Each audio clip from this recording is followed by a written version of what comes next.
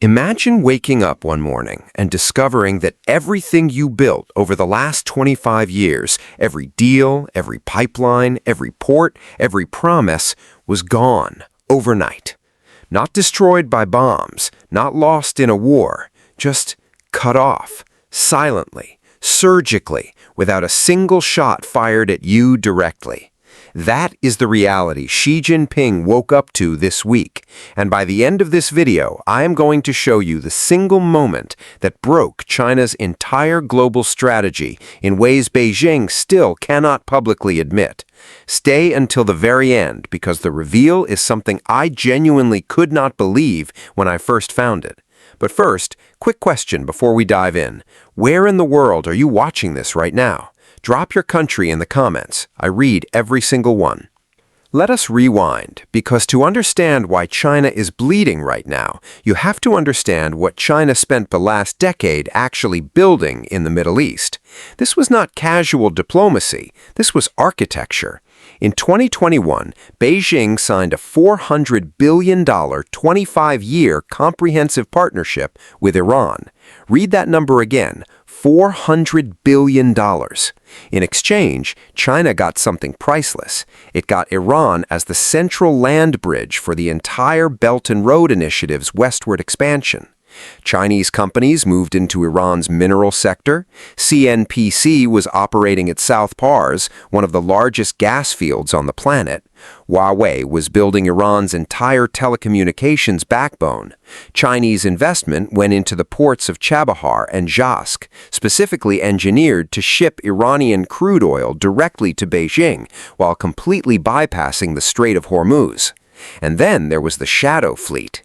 Iranian oil tankers using false transponder signals, conducting ship-to-ship transfers off the coast of Malaysia, reclassified in Chinese customs records as Malaysian crude.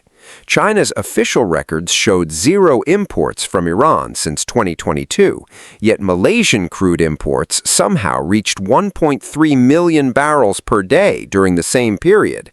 That is more than double Malaysia's entire national production. China was not just buying Iranian oil, it had built an entire hidden energy highway, and it was running 24 hours a day, 7 days a week.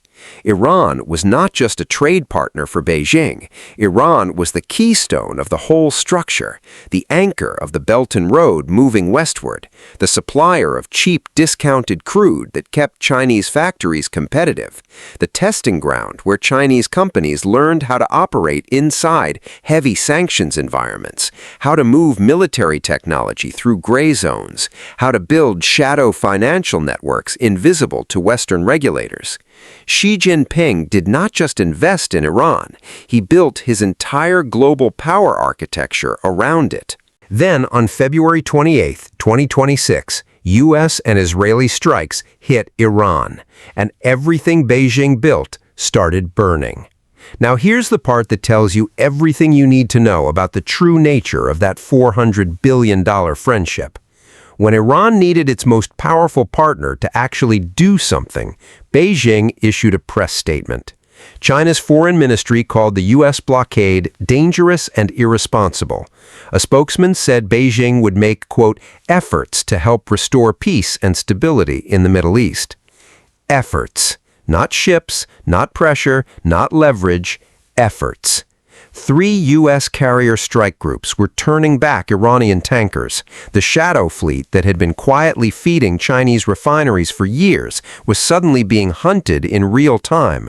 On April 19th, U.S. forces seized the sanctioned Iranian container ship MV Tuska in the Gulf of Oman on a return voyage from China, reportedly carrying dual-use equipment. Washington was not just blockading Iran's ports, it was dismantling the entire covert network that kept China's cheap energy pipeline alive. And the economic shock inside China was immediate and brutal. Chinese auto plants produced 27% fewer cars in the first 2 weeks of April compared to the same period last year. In southern China, thousands of factory workers took to the streets after plants abruptly shut down on April 20th. The closures came after plastic prices surged following the disruption to Hormuz shipping. Workers hung banners on factory gates reading, "Return my blood and sweat money."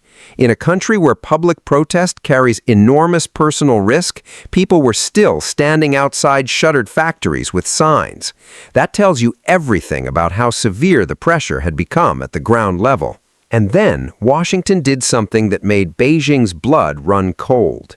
The U.S. directly sanctioned Hengli Petrochemicals' Dalian refinery for processing Iranian crude. Not an Iranian refinery, a Chinese refinery, inside China's own industrial infrastructure. The message from Washington was delivered in the clearest possible language. We know exactly which facilities are processing Iranian crude.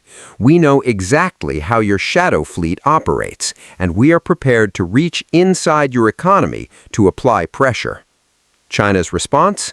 Beijing would make efforts to help restore peace and stability in the Middle East. Efforts again. Now at this point, China had 120 days of strategic petroleum reserves. On the surface, that sounds like a cushion, but energy analysts who actually crunched the numbers said the real working window before refiners must start cutting production runs is closer to 60 to 90 days, not 120. Because raw reserve numbers do not account for the accelerated consumption rate, the collapsed incoming supply, and the industrial demand that cannot simply be switched off without triggering exactly the kind of factory shutdowns and worker protests China was already seeing.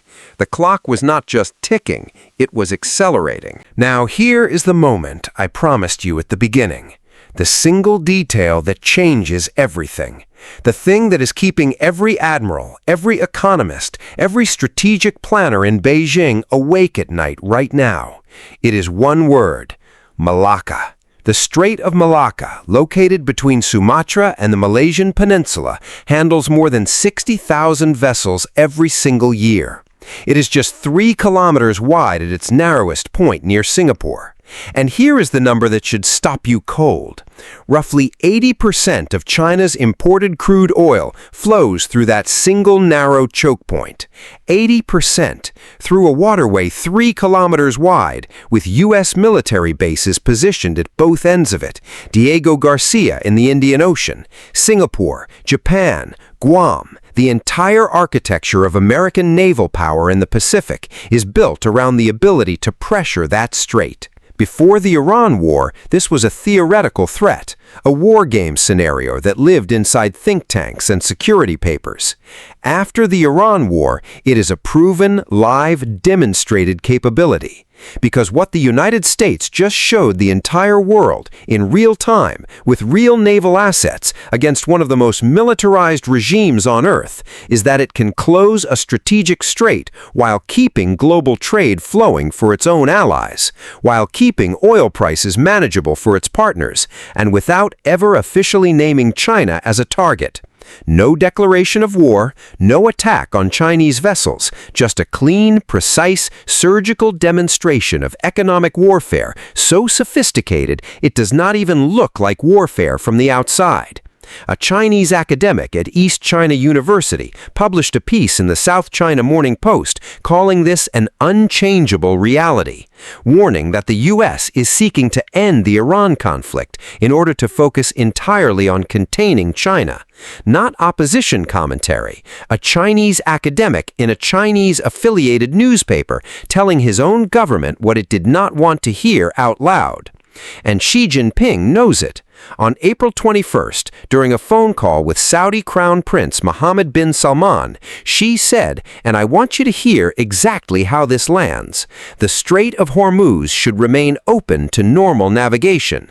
He is not opening it. He is not threatening to open it. He is asking for it to be open, in a phone call with a Saudi prince, the leader of the second largest economy on Earth, the man who commands the world's largest navy by ship count, asking. That single sentence is the clearest possible signal of exactly how much real leverage China actually has in this crisis versus how much it projected over the last decade of Belt and Road marketing.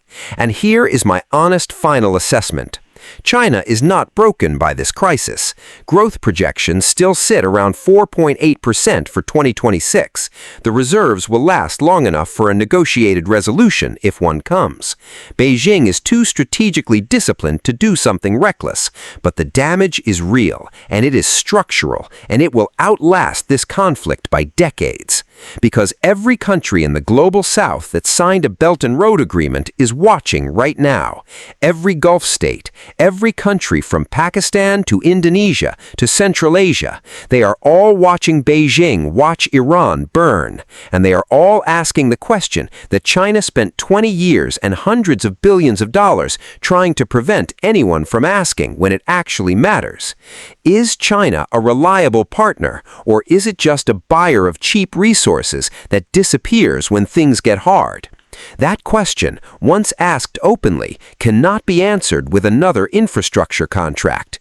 Xi Jinping spent a decade building a fortress economy, and the United States, without dropping a single bomb on Chinese soil, without firing a single shot at a Chinese vessel, without even mentioning China by name in the official blockade orders, just walked up to that fortress and showed the entire world exactly where every supply line runs. A fortress with all its supply lines exposed to a rival's naval power is not a fortress. It is a siege waiting to happen. And the siege, whether it comes at Hormuz or Malacca or somewhere else entirely, has already begun.